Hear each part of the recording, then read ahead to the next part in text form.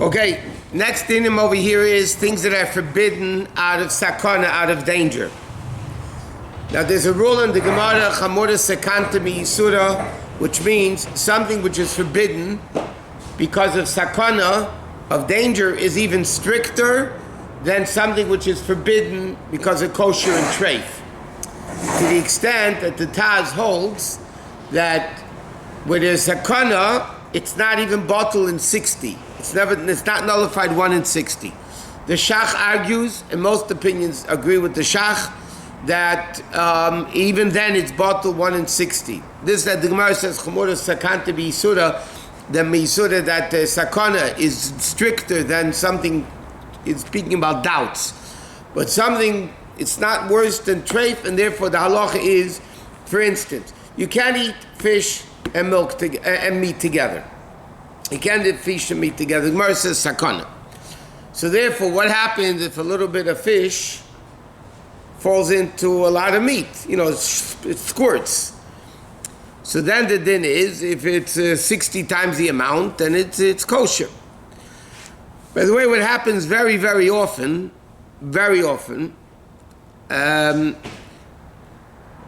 or men decide to cook.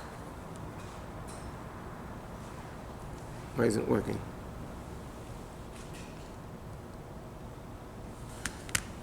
Women decide to bake in the oven fish and chicken at the same time. So if one of them at least is covered properly, it's not such a big problem. Better would be even both are covered. But a lot of times somebody just called me this past Friday, the same thing, they're cooking for Shabbos, and they realize in the oven they had chicken, a tray of chicken, a tray of fish, uncovered. And it got hot. So what happens when it got hot? There's steam going up from the fish to the chicken to the fish, and then the ceiling of the oven puts them all together. It's a big problem. They have to throw out the fish and the meat. Now, nevertheless, if halachically, if you have, let's say, a meat pot and it's clean, you can cook fish in it. If you have a fish pot and it's clean, halachically you're allowed to cook meat in it. In many homes in Europe, they had a special minig, they had a special fish pot. They never cooked meat in the pot, but halachically, you can, as long as the pot is clean, you're allowed to have, use it for meat and then for fish and so on and so forth. So, what? So in that case, they threw out the fish and the chicken, but the kelim are okay, yeah? The kelim are okay because, like we said, you can use the same keli for both. Now, concerning fish and milk, there's a whole discussion in halacha. In Shulchan Aruch, by the way, it says that you're not allowed to eat fish and milk. But all the people on the side, they write that it's a mistake. It's not supposed to say fish and milk, it's supposed to say fish and meat. But it's a mistake. But nevertheless, there's a poskin, the Prima Godim, others hold that some people are machmir. Now the chumrah is, by the way, what it seems at least is, that's only with meat. No, I'm saying with meat, fish and actual milk or butter for sure is not a problem. With the smetana cream, some people say, which was the cream on top of it. Nowadays everything's homogenized. But when you milk a cow and you put the milk into a gallon container, so you have the fat. That's why you have non-fat, low-fat. Okay, I remember in Chicago we didn't have regular chol v'yisrael. So there was this guy, he used to go to the farm once a week, and he used to pick up milk for us, but it was raw milk. My parents had a pasteurizer, a gallon-sized pasteurizer, and they used to pasteurize the milk. But the milk came with like this much cream on top, and the rest was milk. In fact, my mother used to take the cream, make ice cream out of it. But, so then, that's the cream that's on top of the milk, and butter, they write, that's not at all sakana. According to many people, even like, say, cream cheese wouldn't be a sakana. The real sakana is milk, and even those opinions that say to be machmer, most of them say milk fish. Some people are machmir also like lox and cream cheese, all that type of stuff. Some people are machmir, some people are not machmir, whatever they do is fine. Okay, now, between fish and meat, or meat and fish, you have to do two things. You have to eat something, and you have to rinse your mouth. Now, like we learned yesterday, the minhag is to eat fish first, because fish is a lighter food than the meat. So first you eat the fish, and then you go eat the meat. Halachically, though, if you have meat and you want to eat fish afterwards, as long as you rinse your mouth with something, and you eat something, so then it's not a problem. So you have to eat something and do both. You have to mamish drink and eat. Next is like this: all human sweat is poison, except sweat of the face. That means sweat from any part of the body except the face. In Halacha says it's Sakana, except the zayas upon him. Therefore, it says you shouldn't put food between your body and your clothing. That the food touches the body and then you close it up with your arm or your clothing, because then the food will get the sweat of different parts of the body, and it's mamish dangerous.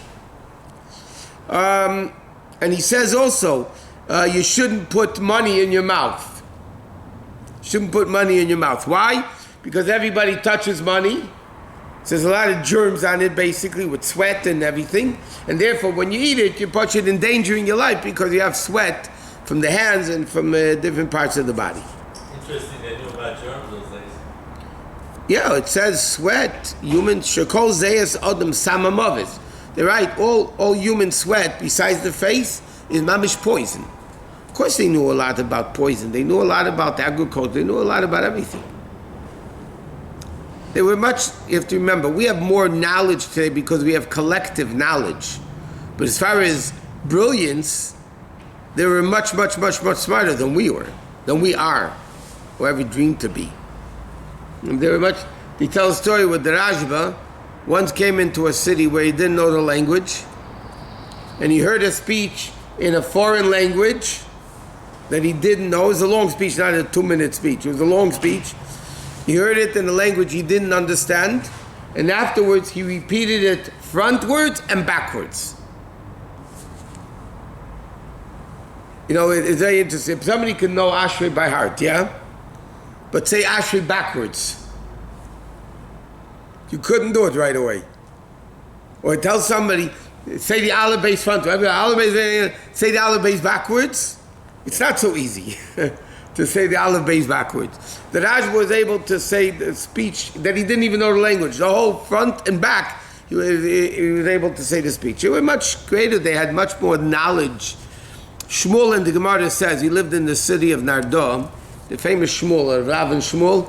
He said, Nihirin lin shvilin de rakia, keshvilin de Nardo. He's a big astronomer. Shmuel said, I know the streets of the heaven like I know the streets of my hometown. And trust me, it wasn't LA or New York. It was a small shtetl called Nardo. He said, I know the streets of the heaven as well as I know the streets of my city. So they knew a lot of this. They knew everything. Medicine, they knew everything. Okay. Now, in the time of the Gemara, there was a din. A lot of poskim right today, you could be makel, but that was water that was left open overnight. You don't drink in the morning. You don't drink. What's the reason for that, by the way? And that's why most poskim say today it doesn't apply. Because they were afraid that a snake, in the old times, the snakes were in, everything was all over the rats, the mice, the snakes, everything was all over the house. So the snakes would come and drink from the water at night, and they would leave poison in the water. Therefore, the Gemara says, Ma'im shin is gal, water that was left open overnight, you're not allowed to drink it, but sakana.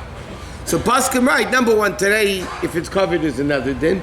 But today, nobody has snakes in their house. So when today's not shaykh, obviously, if you'd be in a field, let's say, for argument's sake, you'd be in a field camping, and you'd leave a pot of water overnight, the Yitaka wouldn't be allowed to drink it. So over there are snakes. But Paskin right that they're making it today because today we don't have snakes and therefore we're not afraid a snake is going to... Huh? I mean, there's so rough tuma that you're careful about it. Under the Not about overnight. Not open overnight. 1 second. There's another Indian of leaving water overnight in a metal container, which even halacha says the majority of the world is lenient, especially on Shabbos.